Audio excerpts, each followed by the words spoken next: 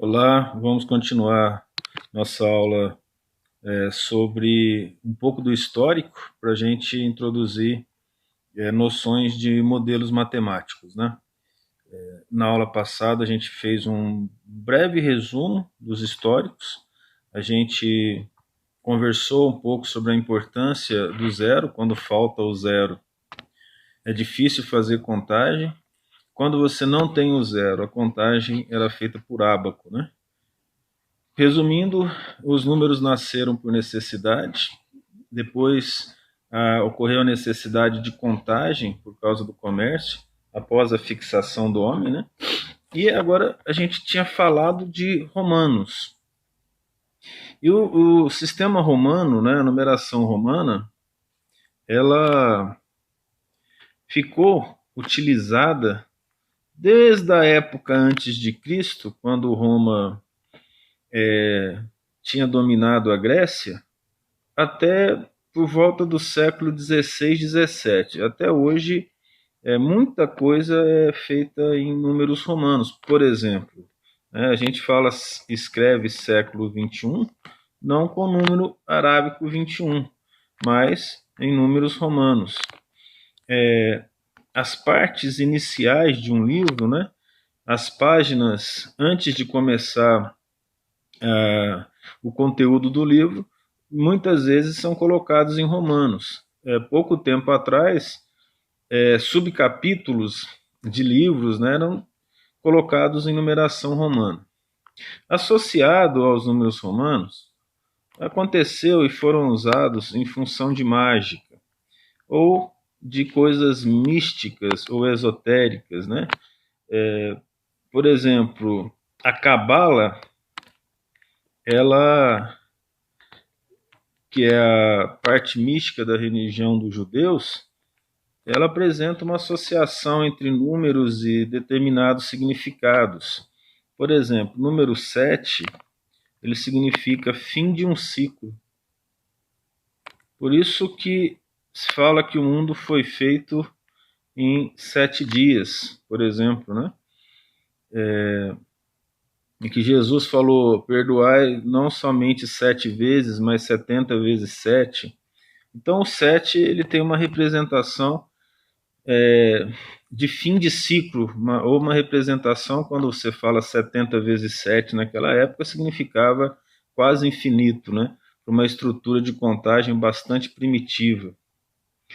É interessante que o número 1, por exemplo, ó, a origem dele, segundo consta pelos historiadores, é que ele significa o homem, o principal, o primeiro a ser formado, né? O varão, vamos dizer assim. Ele era representado apenas com um traço, e assim por diante. O 2, mais um traço, ou seja, o par, macho e fêmea. Acredita-se que essa tenha sido a origem da utilização dos tracinhos, né? E assim por diante. Não vamos entrar em detalhe, porque 3 já complica essa análise, né? Mas, por exemplo, teve um pessoal, depois do Lutero, né, que eles saíram da igreja, eles utilizaram números romanos para dizer que o Papa ele era a besta apocalíptica, ou seja, ele era o número 666. Né? Uma das designações do Papa é vigário do Filho de Deus, escrito dessa forma aqui. E aí, se você for fazer as contas em relação a isso, nós vamos ter 5, né? Mais 1 em Romanos, mais 100, mais 1 de novo, mais 5. Depois nós teremos mais 1, mais 1, mais 1, mais 500 e mais 1. Aí, se você fizer a continha aqui, ó, cada item da numeração romana que tem aqui dá 666, né? Então, os números foram utilizados aí para gerar vários significados. Aí teve um monge que demorou aí anos para escrever um livro analisando, por exemplo, o nome do Lutero em latim, utilizou a numeração romana antiga e também deu um jeito de chegar a 666. Então, os números eles significavam mais do que propriamente contas, né, ou cálculos. Na cabeça de algumas pessoas, e até hoje em dia, tem o significado místico associado a eles. Isso é uma coisa interessante. Algumas pessoas dizem ter o número da sorte e assim por diante. Mas não é matemática, isso aqui é apenas um comentário esparso, vamos dizer assim. O que interessou para a gente, o que interessa para a gente, ó, são os números hindus. Opa, faltou um H aqui. Os hindus, eles fizeram um sistema de numeração bem interessante que considerava a posição do número, então ele era posicional. Isso é uma coisa interessante, ó, porque você fala assim, quanto que vale o zero, né? A gente diz que ele não vale nada, mas olha só, esse zero aqui realmente vale zero, mas esse zero aqui, ó, ele não vale zero, né? Ele está, na verdade, representando 10 aqui. Se ele não valesse nada aqui, ó, esse número seria 10. Mas ele vale. Então, na posição dele aqui, ó, nessa casa aqui, a casa das unidades, as casas decimais, a casa da centena. Então, esse 1, por exemplo, ele não vale 1 aqui. Na casa em que ele está, ele vale 100. Ele vale 1 se ele for isolado na casa das unidades. Então, o termo de posição, vamos dizer assim, é extremamente importante no processo, no algoritmo de conta. Esse sistema hindu também, ele é aditivo. O que ele é aditivo? O que significa ser aditivo? Significa que os números são somados. Então, se eu tenho aqui ó, o número 521, significa a soma de 500 mais 20 mais 1. Aí nós temos o 521. Né? Então, isso é bastante importante. Além disso, ele é multiplicativo. E essa parte multiplicativa ela é muito importante para o entendimento do raciocínio matemático, principalmente em relação aos números. Por exemplo, quando você fala que uma estrutura é multiplicativa, você está dizendo, por exemplo, ó, que ele está associado à base de 10. Vamos pegar o mesmo 521 que está lá. O que significa aí 521? Esse 1 significa 1 vezes 10 a 0, que é a unidade, elevada a 0. Esse 2 é 1 vezes 10 elevado a 1. E esse aqui ó, é o 5 vezes 10 elevado a 2. Ora, 5 vezes 10 elevado a 2 é 500. 2 vezes 10 elevado a 1 é 20. E 1 vezes 10 elevado a 0 é 1. Aí nós temos o número 521. Essas são características extremamente importantes quando nós falamos em sistema de numeração. Então, os hindus, tendo uma, vamos dizer assim, uma evolução separada dos demais, né? Tipo Roma, Grécia, provavelmente eles não pegaram os vícios daquela numeração arcaica e mantiveram então um raciocínio um pouco diferente, criando um sistema de numeração em que o mais importante de tudo aqui, ó, é que é dado a eles a invenção do zero. Então, o zero foi uma invenção. Tudo bem que uma invenção necessária, mas necessária em termos de análise matemática. Porque o pessoal até trabalhava no comércio sem o zero, com uma certa dificuldade. Mas quando o zero é utilizado, as contas ficam bem mais simples, ficam bem mais fáceis. Né? A própria estrutura dos números dos hindus é uma estrutura que evoluiu ao longo do tempo. E o mais importante, em relação ao que nós comentamos antes, cada algarismo até o 9, ele é diferente. Então, por exemplo, o 1 no século XX continuava sendo 1. O 2 tinha um formato parecendo um P. O 3 parece com o 3 de hoje, mas é meio esquisito. O 4 tinha esse formato de lacinho, e o 5 tinha um formato parecendo o 4, mais ou menos. O 6 parece o 6 de hoje, o 7 parece o 7 de hoje, o 8 também é a mesma coisa, o 9 não mudou e o 0 sempre foi o 0. Isso aqui no século XII. Por exemplo, quando chegou em 1524, esses números tiveram uma certa mudança, mas já eram praticamente idênticos aos de hoje. A partir do século XVI, então, a gente já tinha os números bastante similares aos números que nós temos hoje, com uma ou outra modificação, dependendo da região onde eles eram utilizados. Com esse sistema de numeração, que começou no século XII, o mundo não sabia do trabalho dos hindus. O que aconteceu foi que quando os bárbaros, né, tomaram Roma, eles acabaram gerando, vamos dizer assim, um superdesenvolvimento no mundo árabe, e os árabes, apaixonados pelo conhecimento, eles começaram a pegar as informações dos gregos, principalmente, que estavam guardados em vários locais, e eles começaram a traduzir para o árabe.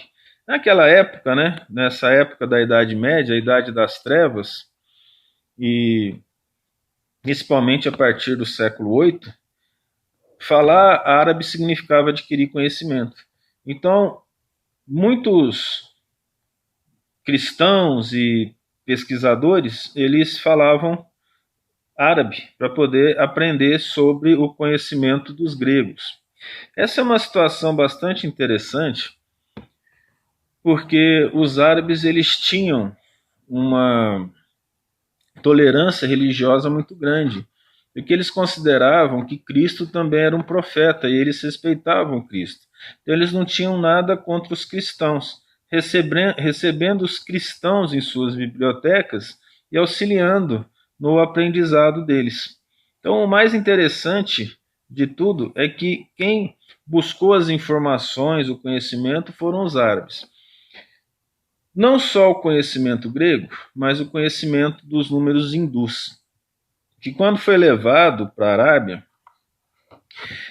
um indivíduo com um nome parecido, né, Al-Khwarizmi, né, que gerou a palavra algarismo, ele lançou um livro explicando a numeração hindu.